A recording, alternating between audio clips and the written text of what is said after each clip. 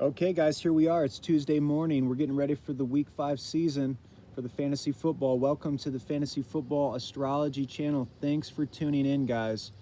If you don't know what fantasy football astrology is, I explain how I'm using astrology to give us an edge in fantasy football. I've got a flagship video that explains everything and why it makes sense. So if you click on my channel, you can see that video titled Why Fantasy Football Astrology is a Thing. So I'm going to be giving you some waiver ads. I'm going to be giving you guys some names that nobody's talking about, okay? So please stay tuned. Listen to all the names, okay? This is how I've had a lot of success in the years. What I do is I stay ahead of the game, right? There's a lot of names that everybody already knows, right? We already know we got to add Damien Harris if we can. Dearness Johnson and Justin Jackson are both, these are top 3 ads, right? To get a running back at this point in the season can be pivotal for our success, okay? And so we're going to be competing on the waivers for these guys, and that's fine. We'll put in our waivers. We'll see if we get those guys. Those are the top 3 kind of ads that I have this week. And so another name that we need to keep our eye out in the running back department, and I'm kind of ringing the clarion bell. If you're a Kenyon Drake owner, you need to get Chase Edmonds. Now is the time. Chase Edmonds, if you watch the game, to me he looks like he is the more decisive, more electric. He's the better back in that field right now. For whatever, I don't know what's going on with Drake right now, but he, on a lot of his runs, he was trying to beat people to the edge and he wasn't fast enough, and he didn't look stiff this week, but he didn't look like he was making productive decisions. I don't know what's going on there. I've already talked about the astrology in this situation. Chase Edmonds and both Kenyon Drake have great astrology with their coach, so there's not a really distinct advantage there. But from a playing standpoint, from a production standpoint, it looks like Chase Edmonds is just the better route to go. So we'll see if that comes to fruition this week. He's a great ad, and even has standalone value, right? He's being used in the receiving game, and so on and so forth. Okay, so that is Chase Edmonds. Up next is I got to bring up Dalton Shultz. His astrology isn't really there, but on that productive of an offense, and I mean, gosh, they're scoring so many points. Dak Prescott is throwing for 500 yards a week, it seems like. And it's just, you got to have Dalton Shultz at this point. If he's on your waiver wire, definitely one of the most highest value ads that you can find. People are going to be talking about Tim Patrick a lot this week. Another name that we just need to know, and you probably have heard of Tim Patrick. His astrology with Rippin isn't great, and his astrology with Drew Lock isn't great. And so we'll have to wait and see, but he does have the size, and so he can be that supplemental kind of possession, boxing out type of receiver, that big target that quarterbacks love so much. And so, of course, we're going to keep our eye on Tim Patrick. Once again, his astrology isn't great, but if the production is there, the usage is there, that's going to be our number one determining factor, is the usage first, right? And so, great. We got all of the basic guys you've probably heard of out of the way. And so I'm going to go into some guys that I don't really hear anybody talking about right now. This is the juice of the video for me, right? First guy I'm bringing up, Denzel Mims. Okay, Denzel Mims has absolutely perfect astrology with Darnold. Okay, I know people are saying, oh, sell Darnold. He hasn't had any receivers, right? He's had Crowder last week. We've seen Crowder become the number one, but I don't think Crowder's ever really been a number one. And so Denzel Mims, high pick for the Jets, second round pick, runs a 4.39. And when you watch Denzel Mims games, he reminds me of DeAndre Hopkins, okay? He attacks the football, and this is a really special player in my opinion. And another factor here to really bring this home, Joe Montana and Jerry Rice. Joe Montana was a Gemini. Jerry Rice was a Libra. This is the exact same combination that Sam Darnold is, okay, with Denzel Mims. That is a perfect, it's my favorite combination, Gemini to Libra. All right. Got it. Denzel Mims. You can get him before he has a breakout week if you got some space. I know it can be tough. My roster is already jammed full. I don't know if I can make any room for anybody right now. But Denzel Mims is, I think he could really be that guy. Here's the thing. Brashad Perriman, when he comes back, he has terrible astrology. He's a Virgo. Okay, so he has terrible astrology with Sam Darnold. I don't know if this Brashad Perriman guy is cursed or whatever, but according to the astrology, that lack of, I don't say that continuation of that cursed effect that he's been having since he's joined the NFL, I think that's going to continue, unfortunately. He started breaking that curse with Jameis Winston, but he had perfect astrology just about with Jameis Winston. They were both earth signs.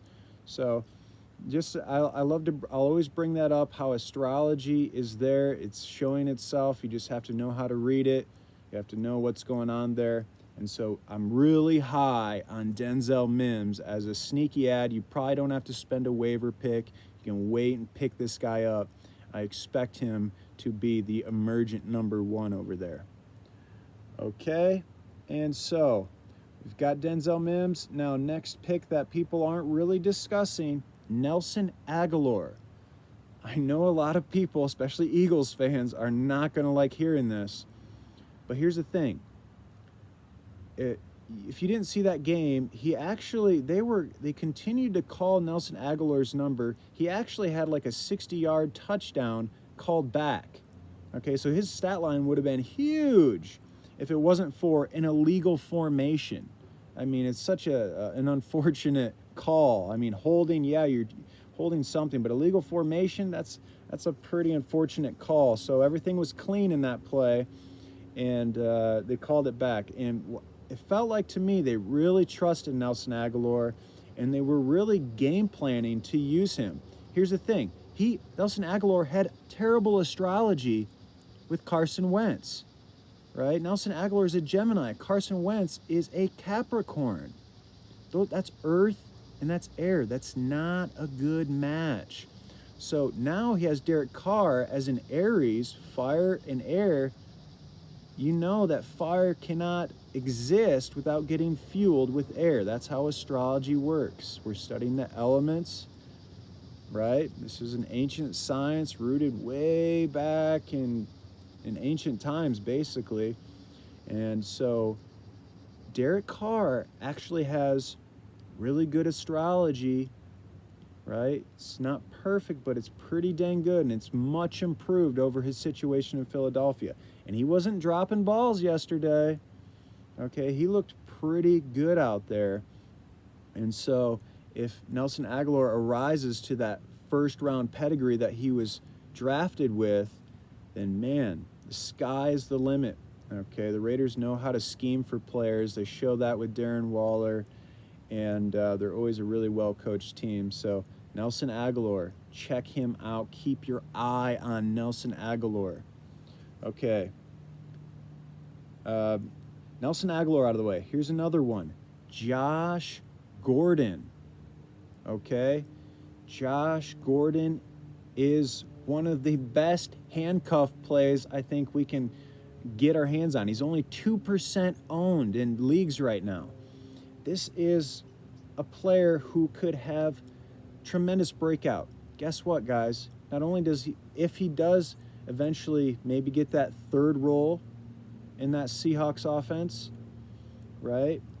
Then, you know, we just saw David Moore, what he could do with that. 95 yards and a touchdown. He had a big week. So if we see Lockett go down or Metcalf go down, and that's happened before, you have two guys who can get injured, and then you have a superstar talent and Josh Gordon potentially arising to fill that void. I mean, this guy could be a wide receiver 1. I mean, the ceiling is through the roof. And guess what? He has absolutely perfect astrology. He's an Aries. Russell Wilson is a Sagittarius. They're both fire signs. Perfect transition from Russell Wilson as immutable. Okay, I'm going to keep repeating, I keep astrology simple. I'm going to keep repeating how astrology works in the most simple way so that you guys can all catch the drift and actually use it as a tool. It's super simple when you use astrology and use the person to define the astrology. Okay, so Russell Wilson is a Sagittarius. Josh Gordon is an Aries. That is a match made in the stars, match made in heaven. Okay, nobody has them. If you got a spot on your injured reserve, Josh Gordon, man, I've already got him. So super recommend there. We don't know when he's going to come back. And here's another little tidbit they don't talk about, and I don't hear anybody mention this. Josh Gordon was getting banned for marijuana usage. Well, the NFL has lifted their marijuana policy. I don't know what the extent of that policy and how much of it has changed, but if Josh Gordon is allowed to use marijuana as he likes to do, guys, I've witnessed this. This marijuana, it's a painkiller, and it helps you relax deep into your body, okay? Warriors used to use marijuana to train, okay? They'd go out in the jungle, and they'd call them Shiva warriors, and they would get high, they would smoke this stuff, and they would go train. It's a performance-enhancing tool, okay? Especially for the physical, right? So that's just a little tidbit. You go watch Antonio Callaway, like that guy, right? He's another user, and he gets so deep in his stride, okay?